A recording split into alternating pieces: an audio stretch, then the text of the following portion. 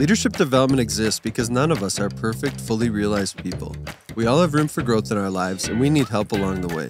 Hi, and welcome to Developing Imperfect Leaders. Because the last time I checked, we're not Jesus. This podcast is a project of the Leadership Development Institute at Hope Community Church, designed to help you grow and explore your leadership skills for service both inside and outside the church. I'm your host, Paul Stiver, and I'm joined by my co-host, Kaelyn Larson. Hello. And Naty Severson. Hello.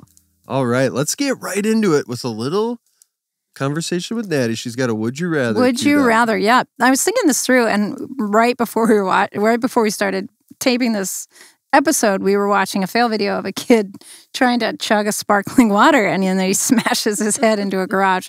So I'm going to do this on the fly. Would you rather? Now remember, in the case of would you rather, if you're not experienced with this game, you have to pick one. You can't opt out and be like, neither. That's not an option. Would you rather go viral? I mean, like viral. We're talking, let's say 7 million plus views. 7 million plus views for a fail video. So it's a fail either way.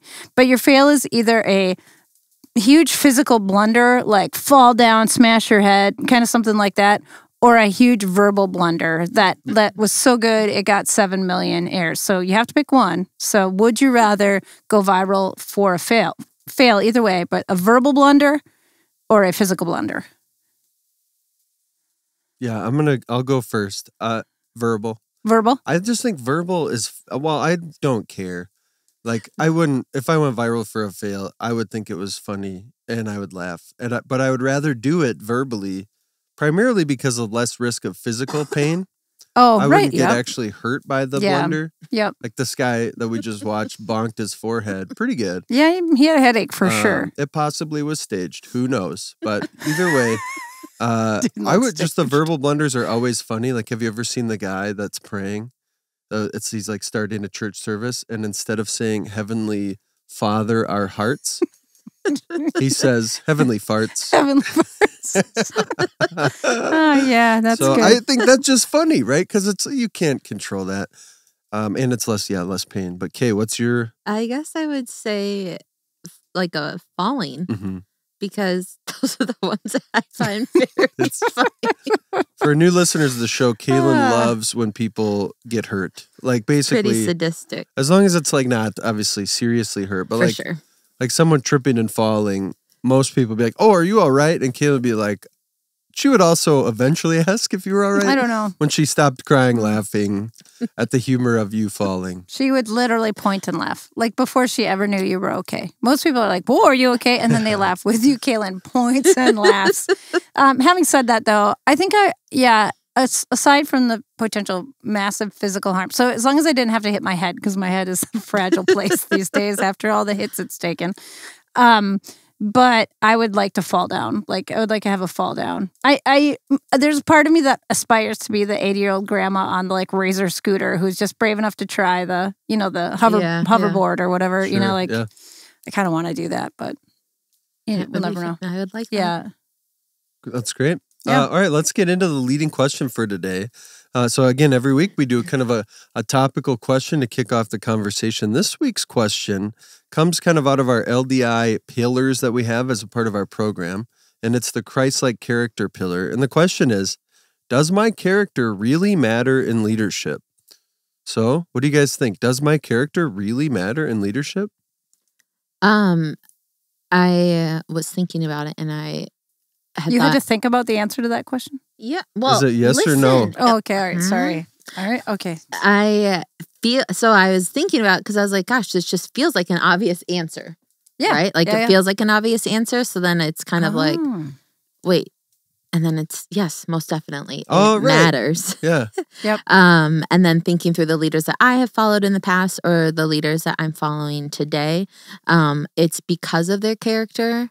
I mean, that's like one huge value that it's why I'm following them is because of their character. Yeah, for sure. My rebuttal question was going to be, think of the last time you had to follow somebody whose character you questioned. I mean, that is insanely hard, right? You don't want to follow them. You feel unsafe following them. if you're calling into question people's character, and I think that's probably one of the biggest, like things that if somebody was in leadership and people call to question their character, that's probably one of the hardest things to take. It's not a choice you made, right? It's not like I wouldn't have done that, or I wouldn't have made that choice. It's more like I don't know about you in general. That's tough. So yeah, I would say it was a layup. Yeah. Easy question for me. Yeah. It's interesting too, you bring it up because it's like we follow people for a number of reasons that are leaders, and I think we're willing to a lot of times we follow for skills and abilities and maybe wisdom, insight that we see in them. But yeah, that character piece is so critical because I'm willing to follow people that might not have every skill and every ability or every insight and direction to lead us. But yeah, if that character's lacking, by character it can mean a lot of things, probably the way that they treat people, the way that they approach life and work. Are they the same person behind closed doors that they are publicly? Like when you sit in a meeting, are they talking down someone that then you watch them meet that person and they're nice and kind to them, and you're like, what, you're not telling them the truth about what you thought about them, or a number of things, right, with character. But yeah, I also said, yes, character does really matter in leadership because you're out in front of people trying to guide them in a direction. And if you are lacking in character, it's very possible you're going to guide them in directions that are unhelpful. So that's great. Let's get into the quote of the week. And so every week we want to get into a quote, something that we have. Actually, these come from our LDI Program Documents, which exists somewhere on a Google Drive. Ooh. And this quote says, "It is important that leaders know and take on the character of Christ. This is a process that requires knowledge, persistence, and guidance." So really a monster quote today, super long. But no, so again, it's important that leaders know and take on the character of Christ, which is kind of a new wrinkle of not just character, but character of Christ. This is a process that requires knowledge, persistence, and guidance. So just love to hear you guys' thoughts on the quote initially before we do a couple more questions on it. Yeah, it's an important quote. Again, this is the second pillar of our LDI program. So if people are getting involved, we call people not just to have good character, but to have Christ-like character, because good character, that's subjective, right? Christ-like character is, placing others above yourself, thinking of them first. It's laying down your preferences. It's a lot of things that are maybe different than our culture would esteem as values. Some of those things, right? Or the way it's played out might look a little bit different. And I particularly like those three words, and I think we're going to get into it with the questions below. But the idea that it does take somebody alongside of you to do it. And we're going to get into that. I really appreciated that. It's not just something that you manifest out of thin air, right? It has to come from somewhere. Yeah, and just to add to that, like you're saying about kind of this, it's not subjective like some character things that we might see. It's objective. We're seeing Christ's gentleness, his willingness to sacrifice for others, etc. We can actually go to the Bible and say, who is he like? Or what is he like? And then that we're trying to model and help people grow into that likeness. And it's going to take, knowledge, persistence, guidance. So let's get into some questions on this topic. What is the role of other people in helping us to grow in Christ-like character? Something that I appreciate about LDI is we talk about it as like it's a 360 view. And so as you are in the program, or I think just even doing life with others, people can reflect back to you the things that they are seeing. And then it's that person having a willing and receiving heart to hear what it is people are seeing. And so I think it is very helpful because we are going to be blind to the ways that we are not Christ-like because we are just blind to that. Agreed. Yeah. We've said this before, but when you're deceived, you're deceived. You don't know it, right? When you're not walking like when you're not being a great image bearer of Christ, right? That's what we're called to be, right? When we're not doing that, it's hard to see it. And sometimes it's because we are very deceived. Sometimes maybe we don't even know, right? So we need other people who are going to help us determine who is Christ and what is he like? What is his character? So we're going to need to know him through the word, and we're going to have to see that play out in the lives of other people to see what that looks like in 2024. So we definitely want other people alongside of us. It's not something we can do on our own. My moments of growth haven't happened in isolation. That's for sure. Yeah, that's really good. Yeah, the idea that we have these moments of growth, and it's typically not in isolation, but when someone sees something in us, comes alongside us, and says, "Here's who Jesus is," and I didn't see that in that instance. Let's talk about that. That's really good. Can I you say that too, and I just think of the nature of even the manner of how they're saying it. Oh, sure. Right? Like, it's not just this drive-by, like, that's not Christ-like. People aren't doing that. What we need people to do is come to us with sincerity and in a heart to help us grow. It's almost not worth telling somebody they're not acting Christ-like if you're not willing to stand beside them and help them figure out how to do that. And I'm sure I say that and everyone's you can send an email LDI@hopecc.com with all the cases where that's not correct. But we have to be willing to stand alongside each other. And that's also the case of, I think it's very hard to do that. We sometimes abdicate our responsibility for doing that with people we love and care about because it's a lot of work, right? We don't want to do the hard work of hurt them. Yeah, we don't want to hurt them, but if we care about them and we're moving toward them, that hurt is actually for their good. It's like the hurt that you get from, increasing your ability to lift more. Well, because I'd be hurt if you saw something and didn't say. Yeah. So. Yeah, because it's going to cause more hurt along the way than the temporary hurt. But we can be so averse to things that are going to take us time or emotional energy that we will just, again, abdicate our responsibility for doing that in the lives of others, which I always got to check my heart on that one. Mm-hmm. I feel like we've gotten into this kind of topic a little bit, but why is Christ-like character a pillar of the LDI program? I think specifically, when I think of this one, it's because we can have a ton of ministry skills. You can be great at ministry. So we're going to talk about that in the next week's episode. Is ministry skills is our third pillar. But you could have a ton of ministry skills and not have Christ-like character. And then you could just use them as essentially weapons of manipulation. Mm-hmm. How do I get other people in the church to do what I want, or to fill my need, to fill that void, or to get the means to my end?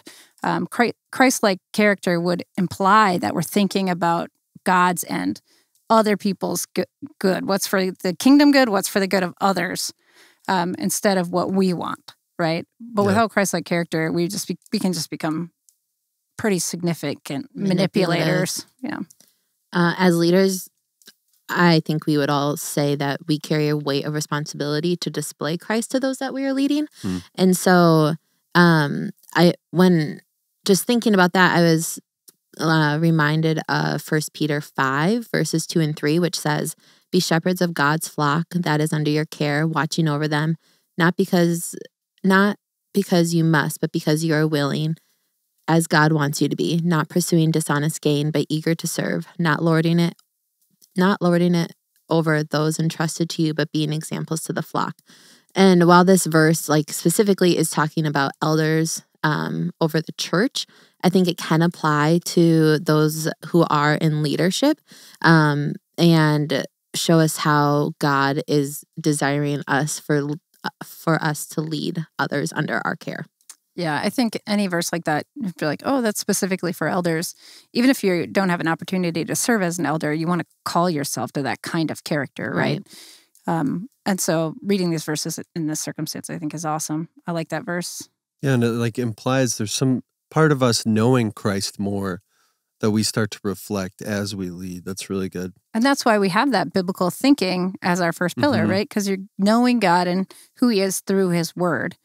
Right, we're learning about God's character, Christ's character, and how the Holy Spirit works in us then to refine us into Christ's character.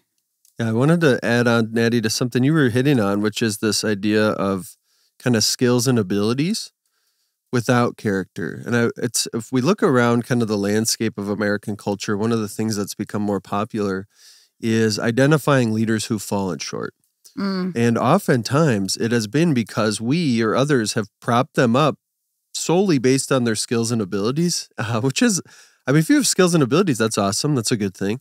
But at times we sometimes gain those without character, which is again why I love this program, because I think young leader Paul was charging in with maybe some skills, some abilities, but a lot of rawness around my character that hopefully is maturing over time and I'm growing. And now would be in a much healthy leadership capabilities.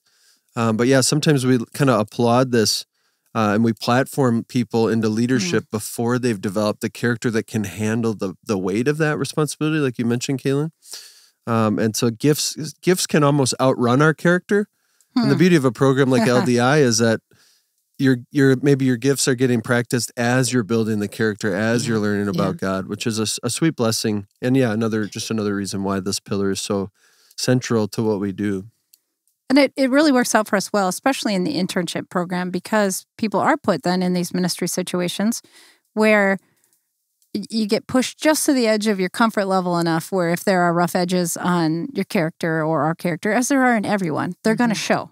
And so then we get this opportunity to stand alongside people we care about and who care about us and help each other grow in Christ-likeness. Or maybe the interns get to watch me have a moment that doesn't reflect Christ-likeness. And then I have to go to them and say, hey guys, this is how I got to learn today. Apologize, of course, and then say, hey, this is me learning. You got to see it live. And it's happened. Had to go to the interns and say, that was not the best me. That did not reflect Christ-likeness. Yeah. That's a great lead into this last question. How has this pillar proven to be significant in your life and leadership? I've been humbled in leadership. I think prior to knowing the Lord, my idea of a leader was someone who kind of lorded their status over others. So like being the boss, being the one who delegates, who leads through demand and not service. And so actually the Lord kindly used this verse in 1 Peter just to show me that, hey, there is actually another way that you can lead, and it's more representative of who I am and who Christ is. And I would say that definitely wasn't my natural instinct at the time, but the Spirit has worked like mightily to turn that thinking and help me to look to Jesus in my leadership, and just thankful for those who were with me when I was continue to Can I ask a follow-up question? Because that's interesting. I don't think I've ever heard you talk about this before. Yeah. It's cool to hear your perception of that. Yeah. Thanks for sharing that. Were you in leadership positions where you thought that's how you had to behave to fit in? Or did you just see others in those leadership positions sort of like that? I'm just thinking of like, kids at like summer camp and then like the one camp counselor just thinks he's the head of the camp counselors. Yeah. Is it like that or like? I think it's a little both. So it's funny you say camp counselor, because I would say when I was a camp counselor, looking at the ones who are like above each like age group, Like a supervisor? Yeah. They did kind of lord it over versus, and so then I was like, oh, if you are like then in this status of leadership, this is now what this looks like. Yeah. And then I would say, so Team World Vision is when I was truly like, oh, I should be like with the team, not just like being above the team.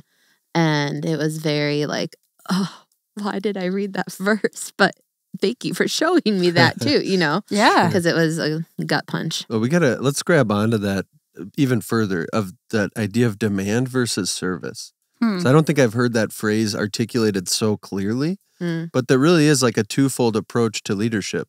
I think even internally, I deal with that, right? Of like a situation comes up and I'd want to demand instead of thinking, how could I help people see the opportunity? How could I serve them? What do they need from me? I just want to say, no, do this and this and this and respond the way I want you to. But when we think Christ-like character, so much more he is a servant leader, right? Than a demander of us. That's a really interesting phrase. Where did you pick that up, or what's the? Did you just come up with it? Yes. Look at that! I Amazing. could be smart sometimes. No, that's not what You're I implied. always smart. That's not my goal. I just think it's really Jeez. profound. I love it. I think you got to expand on it. It like came from this verse, because I really think good. when in my like early years of Team World Vision, it was like, you need to run these miles, you need to do the fundraise, you need to do all of this. And that year I wasn't doing any of it. And so it was kind of like, how do I lead people when I'm not doing it with them? And be clear, Team World Vision is as a running ministry. Yeah. Yep, to help get clean water. Yep. Yeah. And so all of a sudden it was like, how can I ask people to do something that I'm not even participating in? I'm more demanding them than coming alongside them and being part of the, like, what is hard about marathon training and what is hard about fundraising and stuff like that. Yeah, where they needed an encourager or a coach, you were more likely to just, I'm going to be your director, I'm going to tell you what to do, and you're going to do it. Yeah. That's a hard cultural leap too, because even if you think about kind of some of the funny bosses on shows, they're very hyperbolically either terrible in one direction or the other, and one of those terrible directions is just totally above you. Yeah, or even the leadership kind of failures that have come into public light have typically been the demand style leader. Or you kind of lose sight of your focus on serving others, and you kind of get accustomed to demanding from them instead. And it's really good. That's actually going to be a phrase that I carry with me, because if you think about it, even in relationships. Say it one more time though. Demand or service. Okay. In leadership, right? So it's like, even it's just in relationships, like it's easy to become demanding of someone instead of thinking about how you could serve them. That's really good, Kay. Let's see. So I was thinking about just doing the program. And a couple of things. One, the 3 years in the program with the 360 feedback, but really being served by others who are observing me and saying, here's rough edges, and maybe not in these exact terms, but like, here's rough edges I'm observing in you that could impact future leadership. Let's talk about that. And I think being on this staff team too, having you guys obviously as female leaders, with the uniqueness that brings to me and the perspectives and insight I've gotten, not only with being on the team, but your guys' expertise over the years has been even, just always a blessing. So I think those two, just the Christ-like character I've seen you guys, and has been really a blessing to.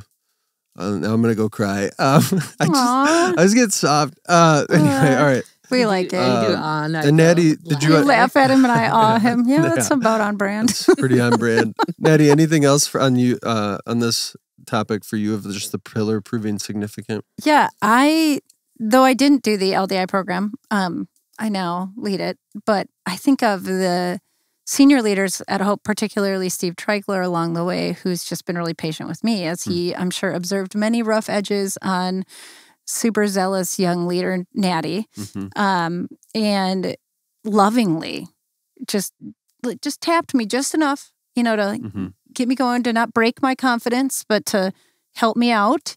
And so keeping me on track. And I think about how valuable that was and what a great job he did demonstrating that. And it gives me the courage, one, to invest in other people in the same way, to not just whatever, they'll figure it out and just keep going. Yeah. But also to say hey, have you figured this out? And then and we haven't talked about this, but then to let the Holy Spirit let the Holy Spirit and that other person decide the outcome of my advice. I can't then change them, right? And so how do we go about doing that? Whole nother episode probably. Yeah, but that's great. Yeah.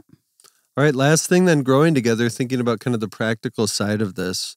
So again, the goal of this podcast is to help imperfect leaders to grow. So when we think about practical ways that an imperfect leader can grow in Christ-like character, what are some things we could give away to them to think about? I felt like what Naty just said now, it kind of just thinking about people that I lead, am I investing in them?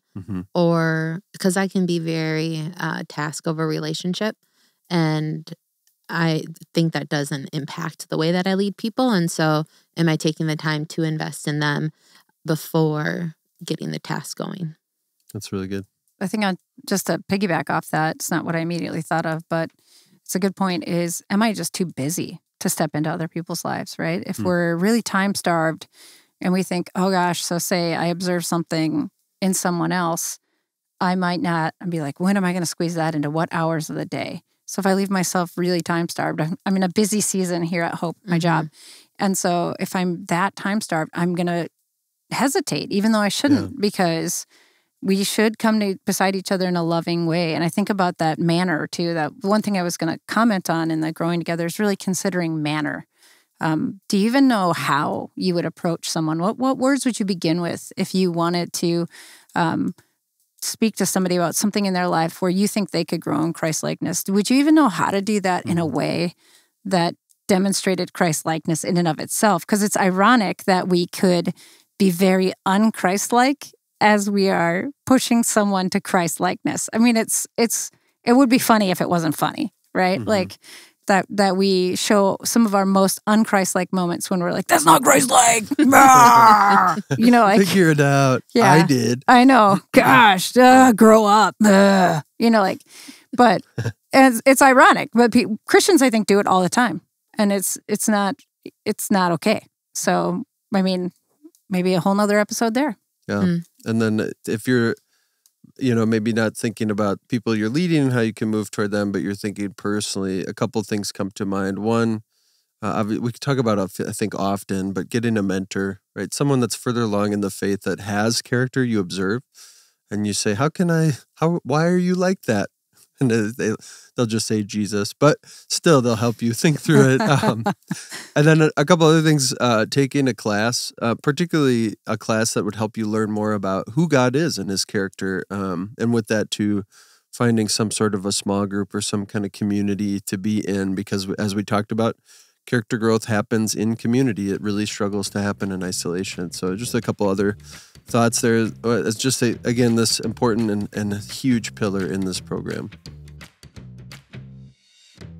Well, that wraps up our conversation for today, but we want to keep connecting with you. So thank you for listening to the podcast. And if you like what you heard, be sure to follow our show and leave a review.